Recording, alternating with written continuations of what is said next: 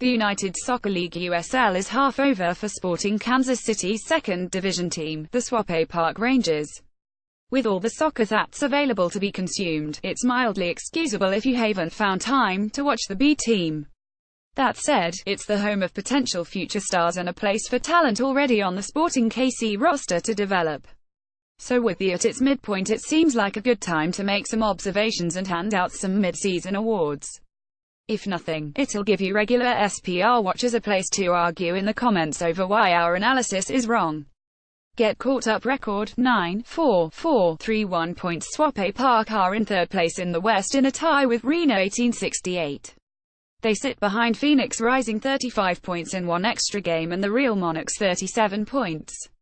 The only Eastern Conference team with a better record is FC Cincinnati 34 points. This was written before any weekend games.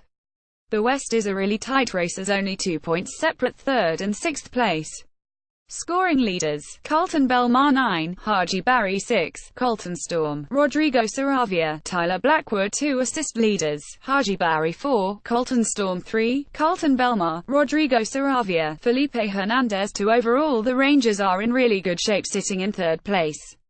They started really strong when all the SKC players were consistently playing, but their play has wavered a bit before suddenly turning up again. They added a lot of mid-tier depth that appear unlikely to earn first-team contracts and are probably too old to stick with SPR more than a year or two. Chase Minter has recently won a few USL Team of the Week awards after struggling early in the Rangers are currently hot, winning 4 of the last 5 despite some uninspiring play on the field at times. Before that stretch they had gone 2-4. They have a tough stretch approaching with the next 3 games against teams currently above the red line. The good thing is 5 of their next 8 games are at home where they're quite good 5-0-1 despite switching home fields early in the related Swope Park Rangers home games moved to Children's Mercy Park SPR, a place for the kids. Sort of before the 2018 started it looked like the Swope Park Rangers would be a great place to get minutes for many of the kids on Sporting KC's roster. At the beginning of the Gianluca Busio was only 15 years old and Jalen Lindsay was 17 years old. They've both since had birthdays, but their minutes with SPR have been limited.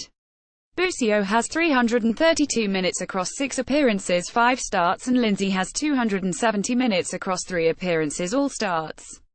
Part of the reason is injuries on the first team have kept Lindsay there with an additional 285 minutes. Busio has dealt with injuries, hamstring and eye, as well as spending time with the SKC Academy still. While those 2 homegrown signings haven't gotten a lot of time, other kids have gotten on the field. One cousin Juan Kamal has 855 minutes across 10 starts and earned a first-team contract where he already has 217 minutes over 5 appearances, 2 starts. Other SKC Academy players are getting on the field too. Forward Wilson Harris has 318 minutes in 7 appearances, 4 starts and earned a SPR contract. Midfielder Roman Knox has 309 minutes, 6 appearances and 3 starts. Then there have been a spattering of minutes, though not enough in my opinion, for other academy players like Sean Karani and Sebastian Cruz, as well as Camilo Benitez, who got a contract. There have also been lots of bench appearances for the Rad brothers, Jahan and Kave, who have yet to get on the field. Roster changes since they started. A few things have shuffled around. There are obviously lots of loans up and down, but there are a couple subtractions and an addition. Related Swope Park Rangers transfer midfielder Rodrigo Saravia, the man who was wearing the captain's armband. Rodrigo Saravia was transferred to Comunications FC in Guatemala. The midfielder was a little inconsistent but had contributed 2 goals and 2 assists and much needed midfield depth. Also out is the aforementioned cousin. The holding midfielder is still getting loaned to Swope Park on occasion, but when the health of the first team improves he should see a lot more minutes. One of the only additions is forward Wilson Harris. He was already playing on an academy contract but has decided to forego going to the University of Louisville and will join Swope Park time. We haven't seen enough of him yet to know if that's a good idea. He has represented the United States U20 national team in the past and one would assume he has potential. I appreciate kids following their dreams, but it's unclear how much money USL contracts pay, and giving up a free education is nothing to scoff at. Related Sporting KC cut Matt Lewis but HES signed by Swope Park. The other addition is Matt Lewis, the Sporting KC homegrown who was cut by SKC and then immediately resigned by SPR.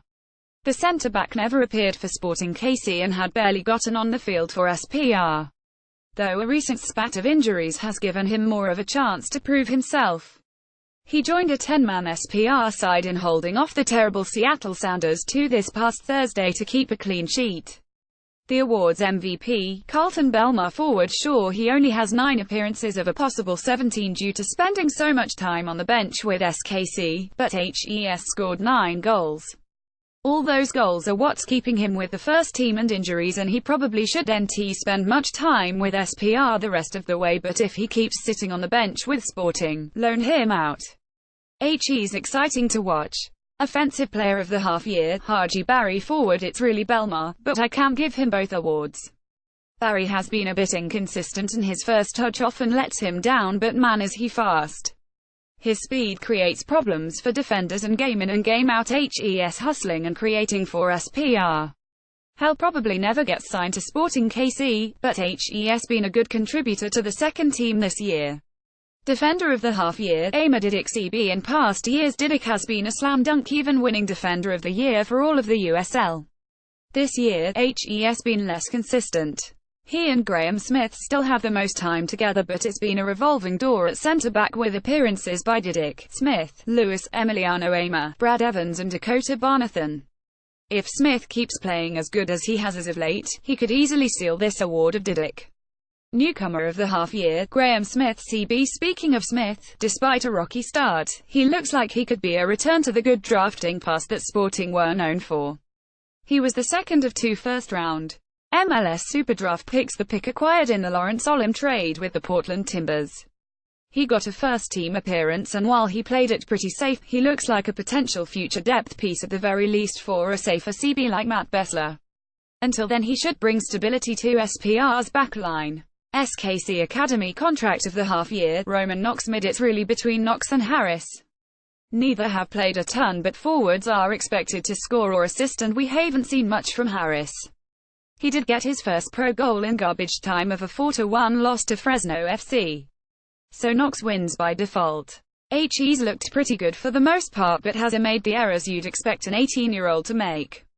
He is committed to the University of North Carolina in the fall, so we may not see much more of him unless he signs a contract with SPR and forgoes college like Harris for now. Goalkeeper of the Half-Year, none of the above 4 keepers have played this year already. SKC loanees Adrian Zendejas and the other first-round pick this year, Eric Dick, as well as SPR keepers Darren McLeod and Christian Herrera. AZ and Dick have 6 starts, 4 for McLeod and 1 disastrous start for Herrera that was only saved by terrible play from the Las Vegas Lights. Zendejas has been inconsistent and has the worst save percentage, partially from poor backline play. Dick has been the best at making saves, but his distribution with his feet is horrific and every pass feels like it could create a counter for the other team. McLeod has probably been the best, but the same size is small. Second half outlook, that could really go anywhere from here. For 2 straight SPR have finished 4th in the conference, but then due to some playoff upsets coasted on home games all the way to the USL Cup finals. It seems unlikely that under their third different coach, SKC veteran Paulo Nagamura, they could get that lucky again. Barring a complete collapse, they look like a playoff team again, but some SKC loanees would definitely help that cause and get valuable minutes for the bottom third of the roster as well as those recovering from injuries. It won't happen, but how weird would it be if Felipe Gutierrez gets a rehab start in the USL? Related across state lines, Selball leaves Orange County, Andrews retires without SKC loanees. SPR really lack depth and are just a few injuries away from having no one to play if the academy kids go to college or get busy playing for their respective academy teams. A few signings would be nice to shore things up. Nanzel Selball is suddenly available again. Regardless, there are players like Felipe Hernandez who will likely to earn first-team contracts soon and are worth your time to watch.